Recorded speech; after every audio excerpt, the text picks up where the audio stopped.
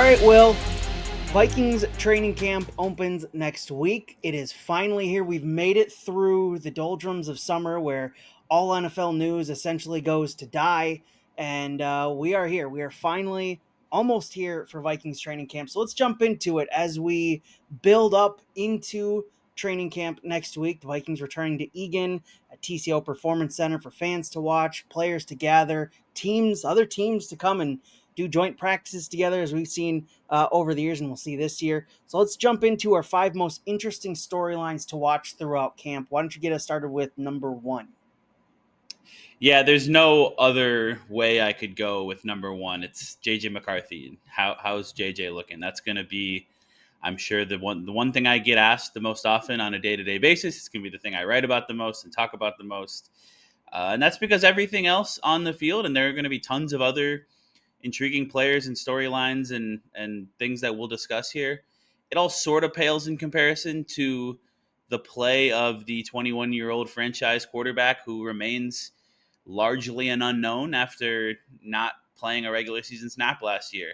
And all of the reports, everything that we've heard, everything that we've seen has been encouraging. The Vikings really believe in JJ McCarthy, the person, the player, the upside with his arm talent, his movement ability, and his leadership and intangibles and all these things, but we have to see it. And last year's training camp, there were ups and downs. We saw some growth over the course of camp to the point where he was maybe entering the battle for QB1 with Sam Darnold before he got hurt. This year, he is the undisputed guy. He's got a full year in the system, in a sense, not playing. He missed a lot of practice snaps, but he was in meetings and meeting one-on-one with Kevin O'Connell and taking all these virtual reality mental reps and all these different things. And the offseason program, he looked pretty good. So that will be the number one storyline by far. Is how's JJ McCarthy looking from on a day-to-day basis as he builds up towards his regular season debut on September 8th.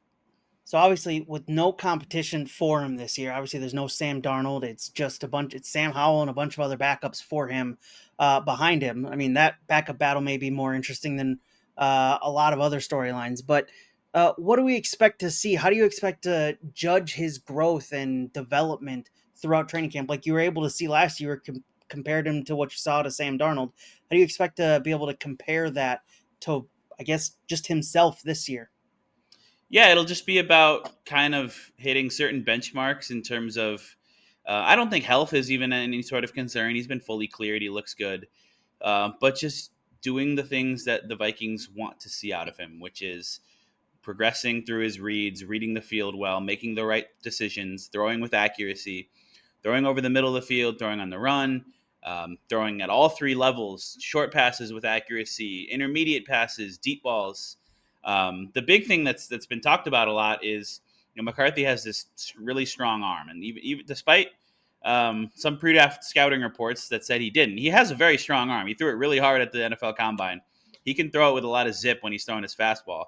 But what he's talked a lot about, what Kevin O'Connell's talked about, is kind of those second level throws where you're layering it and you're using touch to put it over a defender and put it right in a certain window. And that's something that we'll want to see throughout training camp. I don't want to necessarily ever do like the snap by snap or like counting stats at training camp. Like, oh, he was 7 for 11 today for roughly this many yards and X amount of touchdowns. Like, I just don't think that's that worthwhile. But with that said, the results are going to matter a little more now. Like throughout OTAs and minicamp, it was like, all right, let's not worry about that. He's this is the teaching and learning and installation phase, and he's seeing what he can get away with. And he threw a couple interceptions, and that wasn't something that anybody should be concerned about because you're figuring out what kind of windows you can get away with.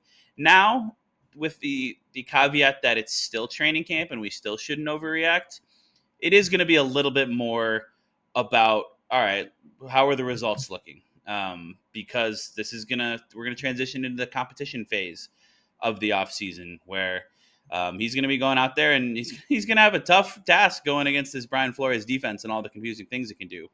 But he also has a lot of really good players at his disposal when he's running the first team offense. So it's going to be fun to watch. I think what the Vikings will want to see is just smart decisions, accuracy, taking care of the football, and then progress throughout the course of the month or however long it is.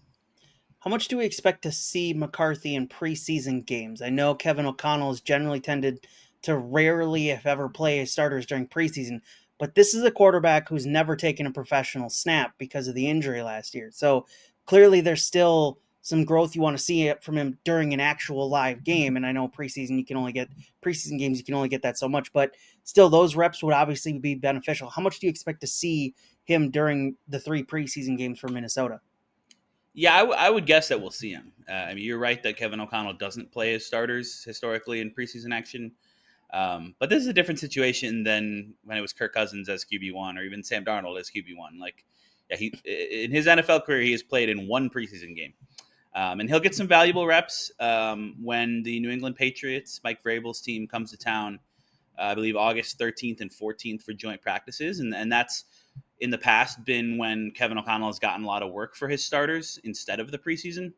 But I'd be pretty confident that you'll see McCarthy play in the preseason because he just needs those reps, and that's Yeah. going to be valuable even if you're going against second and third stringers largely. So I don't know how much exactly because he'll also want to see maybe Sam Howell, Brett Rippon, definitely some Max Brosmer, I would imagine.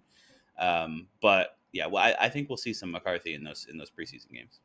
All right. So, what's your second storyline, your second most important storyline you're watching heading into Vikings training camp this season? Yeah, staying on the offensive side of the ball, I'm curious to see the offensive line. This is a new look, rebuilt Vikings offensive line that has a chance to be really, really good.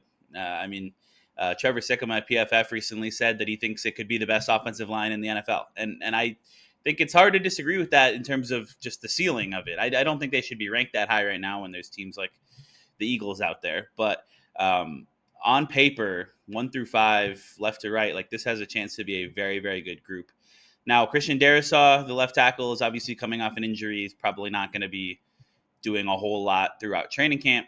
Will Fries at right guard might be similar. He's probably a little bit ahead of Darrisaw in theory, but also Darrisaw was back out at practice in the offseason program before Fries, so not sure there. But I'm curious to see. I mean, Ryan Kelly, the Vikings' new center, and then Donovan Jackson. A lot of eyes will be on him.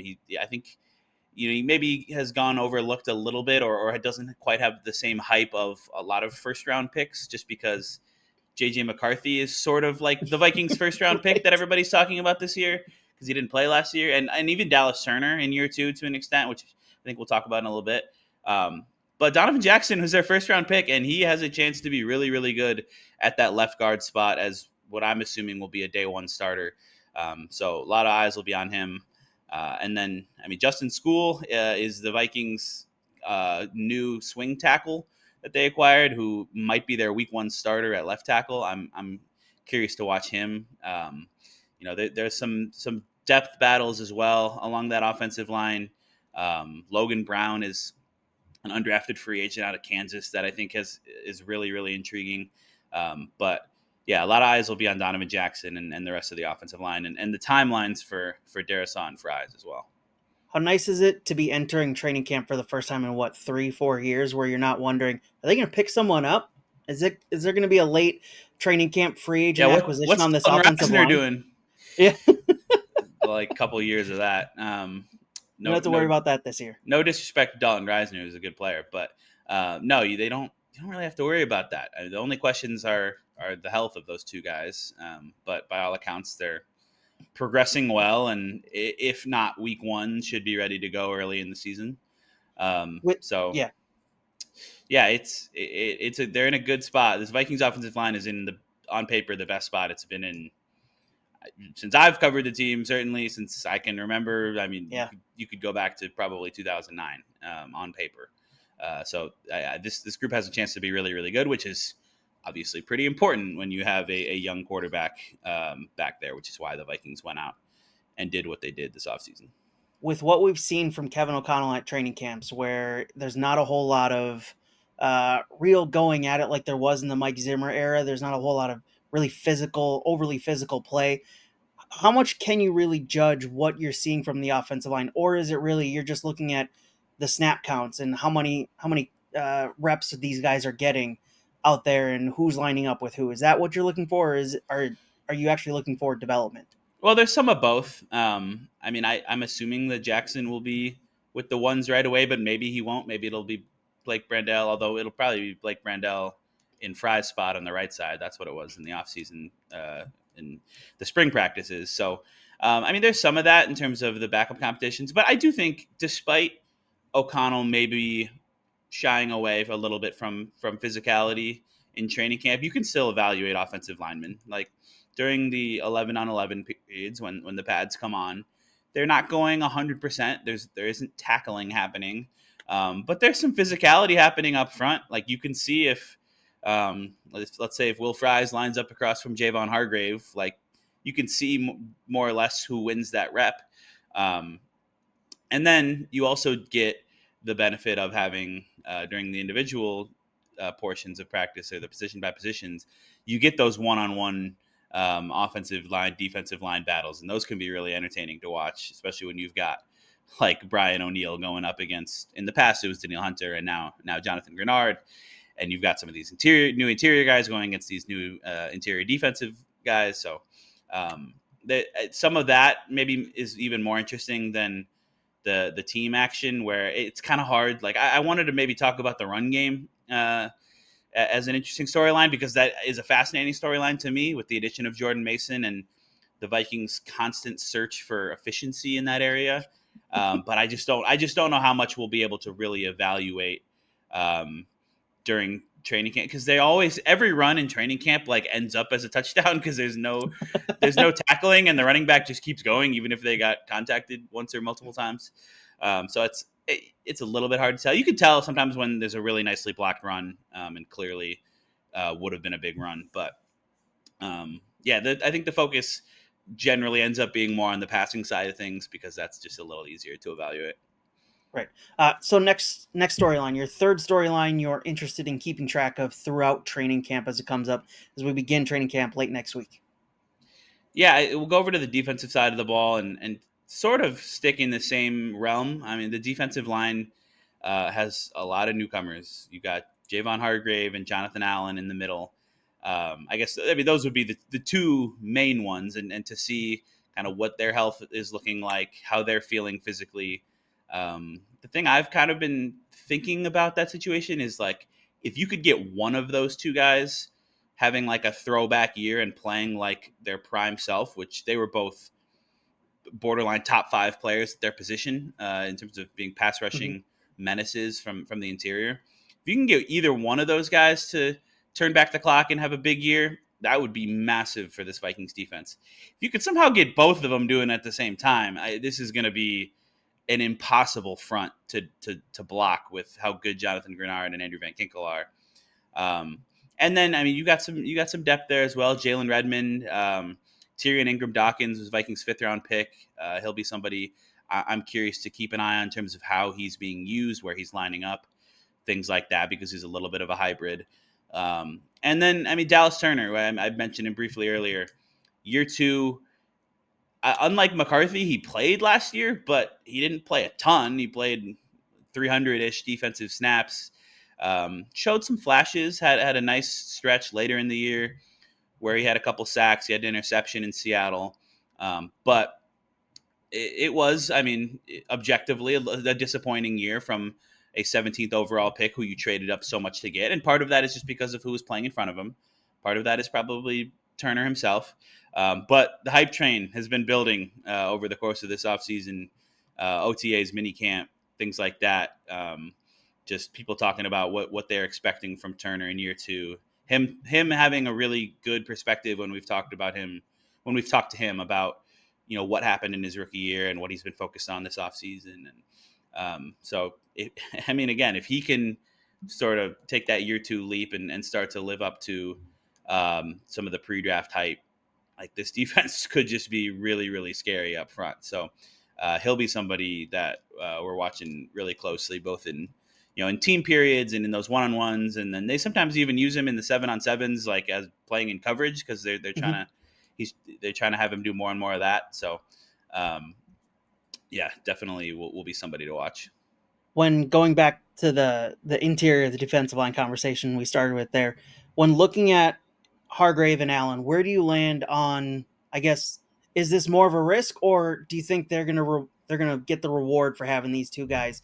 Where do you kind of land on that scale? Is this gonna kind of prove to bite them? Because I know there's the injury history; they're a little bit on the older side, and we've seen Kwesi Mensa in the front office take these risks on these guys that are coming off injuries, and they succeeded in the past. But this is a position where injuries can bite you, and they have bitten the Vikings in the past. Yeah, there's definitely some injury risk with those two guys. There's definitely some risk factored into the contracts that they gave them coming off of injuries, being on the other side of 30.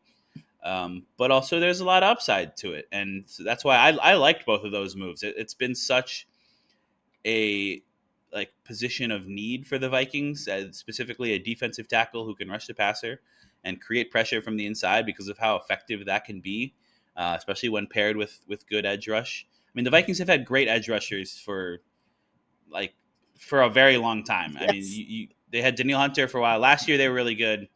You had Daniil Hunter, and then you can go back to the Everson Griffin days, and you can go back to Jared Allen and Brian Robinson and all these different guys.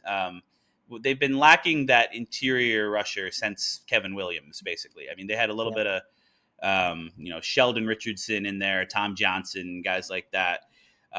But Harrison Phillips, for as great of a player as he is, that's just not really part of his game. Um, the Allen and Hargrave have done it at a very high level in the past, and if they can get back to that, or even get back to like 75-80% of that, they'll be the best pass rushing defensive tackles that the Vikings have had in a long time, which could really, really be a difference maker for this defense. What's the number 4 storyline you're keeping track of throughout training camp this year? Yeah, number 4, staying on the defensive side of the ball, and then this might even be number 1 on the defensive side. I just kind of segued from the trenches to the Yeah. trenches, but the cornerback room is going to be a big talking point, I think, because for all of the confidence that the Vikings have expressed internally in that room, they didn't go out and make a splashy Jalen Ramsey or Jair Alexander type addition. They've said Brian Flores, Kevin O'Connell, they've said they really like what they have.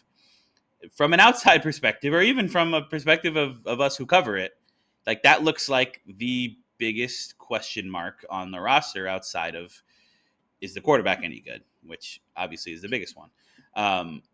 You got Byron Murphy Jr., who is coming off a Pro Bowl season, 6 interceptions. He's a ball hawk, very good player. That's a completely fine option as your number 1 corner. After that, it becomes interesting. And Isaiah Rodgers, they really seem to have a lot of belief in as their number 2 guy. He's never played more than 525 defensive snaps in a season, but he's graded really well as kind of a rotational player with the Eagles and the Colts. He's in his prime. He's like 26, 27 years old, something like that. And the Vikings really seem to think that he is going to be a very good starter for them.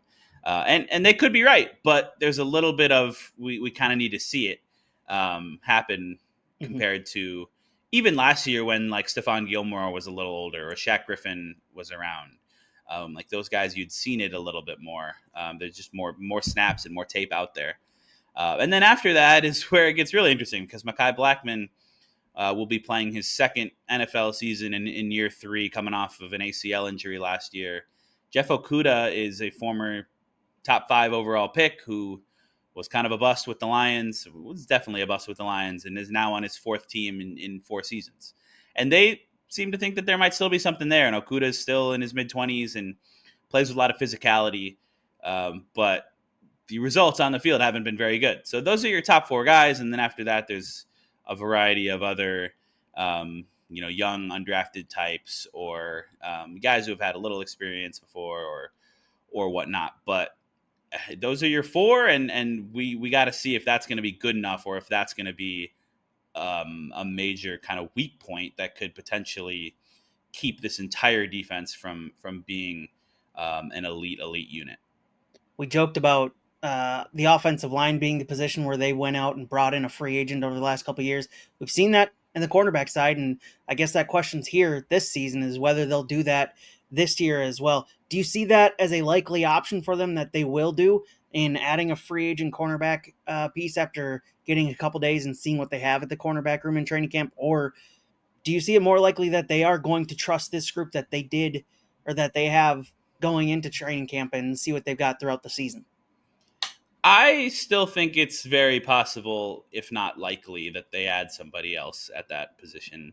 Unless I'm just completely off base and they really, really think that they're good. They're good. They're good. They're good to go at that position. I think there might be a little bit of we're expressing confidence in this group, but we're also aware of the reality of the situation and what these players have proven in the NFL and haven't proven in the NFL. And we want to get into training camp and we want to see it. We want to see how does Jeff Okuda look? How does Mekhi Blackman look a year after the ACL injury? How does Rodgers look? How do some of these younger guys look? And then maybe from there they evaluate if they want to bring somebody else in. And I don't exactly know who that would be. Shaq Griffin just signed with the Seahawks. I don't know if Stephon Gilmore is going to keep playing. I mean, that would be an option. Who knows the playbook? There's intriguing guys in their mid 20s out there, like an Asante Samuel Jr., who's got some injury questions, but has been a pretty good player. Jack Jones is a guy that the Vikings tried to claim off waivers a couple years ago, and now he's still out there. And there's maybe some off the field questions with him, but he's been a ball hawk type playmaker in the league. So we'll see what happens there. I do, though, think that it is entirely possible that sometime between now and before week one, or around roster cuts at the end of August, that they could add somebody else.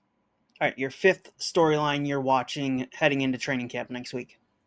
Yeah, the fifth one would just be generally like who emerges from the big group of sleepers and long shots. And I think that's always one of the fun things about training camp is obviously we know who the Vikings stars are. We know who the big name, Pro Bowl caliber guys are on both sides of the ball. And there are a lot of them for this Vikings team on both sides of the ball. This is a really, really stacked roster. But there's maybe a little bit of top heaviness to the roster in some areas, which creates competition and some open roster spots at the bottom of the 53-man roster and some guys who will be on the practice squad. They drafted 5 guys this year, but they also signed 20, 21, something like that, undrafted free agents, a bunch of whom are intriguing. I've been writing some of these profiles on these guys since there's nothing else to write about in July. And, Max Brosmer, the quarterback from Minnesota, there'll be a lot of people curious how he's looking after Kevin O'Connell said that he's one of the smartest young players that he's been around. I mentioned Logan Brown, the offensive lineman, earlier. You've got some edge rushers, Tyler Batty, Chaz Chambliss, undrafted guys who will be competing with like Bo Richter and Gabe Murphy, who were undrafted guys last year for depth spots at outside linebacker. You've got some other guys on the interior of the offensive line, on the interior of the defensive line, at the linebacker spots, corner, safety. At tight end will be an interesting one where you've got Hawkinson and Josh Oliver, and then who knows who the number 3 is with Johnny Munt gone. They drafted Gavin Bartholomew, but they signed this guy Ben Urasek as an undrafted free agent. Bryson Nesbitt was another UDFA. They only have added one running back as a rookie. Trey Stewart was an undrafted guy. Can he compete with Ty Chandler potentially for the number 3 job? There's a bunch of other names I could rattle off. There's a million wide receivers on this roster trying to make the team, a million cornerbacks. Wide receivers specifically, I didn't even mention. We've gone 25 minutes here. I haven't mentioned Ty Felton, who was their 3rd round pick out of Maryland. A lot of eyes will be on him. Rondell Moore, how does he look? He's another guy coming off injury. Could be a really sneaky, fun addition, as he's like a 5'8" gadget player who was really, really good at Purdue. Hasn't quite lived up to it in the NFL, but still pretty young. Silas Bolden is an undrafted guy who could be really intriguing as a return specialist, something the Vikings haven't had over the last couple of years. And they're moving the kickoff, or they're moving the touchback on the kickoff to the 35, which should incentivize some more kickoff returns, which haven't really been a thing. I think the Vikings returned like 8 kickoffs all of last year or something, or maybe it was like 15, but it wasn't many. It was less than 1 per game at least. So that'll be something to watch too. There's all kinds of storylines. We might even get a punter battle between Ryan Wright and rookie Oscar Chapman from Australia. So I'm looking forward to it. I got one last little vacation coming up here this weekend, and then we'll be out at TCO Performance Center every day. I'll be sweating my butt off and watching all the action. Before I ask you your training camp prep guides, before we head out, you said you've been doing the UDFA kind of profiles over on Vikings on SI. Those have been great reads. As you've been doing those and looking through the UDFAs, who's the most likely to you to make the roster, come out of camp and make the roster heading into the 2025 season? Oh, it's a good question. If I had to plant my flag on one guy making the roster, it might be Silas Bolden just because of the return thing. This is a guy, he's tiny. He is a very small NFL player. But if you watch his highlight when he returned a punt for a touchdown for Texas against Arizona State in the college football playoffs, you can see some of the juice he brings in that area. But I would say another guy, Tyler Batty out of BYU, is a 26-year-old rookie. We did the mission before his BYU career, and then he was there for like 5 or 6 years. So, I mean, that's about as NFL ready physically as you can possibly be. And, you know, he did a lot of good things at BYU. Super high motor guy, strong, athletic. The path at outside linebacker is open for a guy like that to make the team. He got the most guaranteed money of any of their undrafted free agents this year, which is always sort of a little bit of a tell in terms of chances to make the team to some degree. And Ben Urasek, tight end out of Georgia, I mentioned. Zamiah Vaughn is a lanky cornerback out of Utah who made some eye-popping plays just in OTAs and minicamp. So those guys, but if I'm planting my flag on one, it might just be Silas Bolden because of that, the value of having that return specialist. All right, as you're standing out on the hills at TCO Performance Center, we a ball cap or bucket hat? How do we protect ourselves from the sun? I'm bucket hat every time. It's in my my Twitter profile picture that I haven't changed in several years. I think that's from like 2022 or something. But I have a couple of them that I rotate through. So you got to go bucket hat for the full protection, especially with my lack of hair and susceptibility to the sun's wrath. How many tubes of sunscreen do you have ready to go for next week, for the next couple of weeks? I got a few. I might need to restock a little bit even more before training camp begins. But you got to have all the different kind of like face stuff, the lotion, the spray. I'm ready for it. We'll be ready. There we go.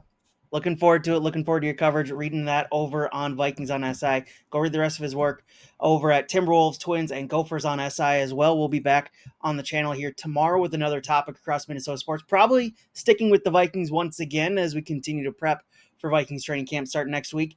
Hit subscribe to the channel. It does help us get found. Also notifies you every time we post a new video to the channel. We'll talk to you tomorrow with another topic across Minnesota sports. Talk to you then.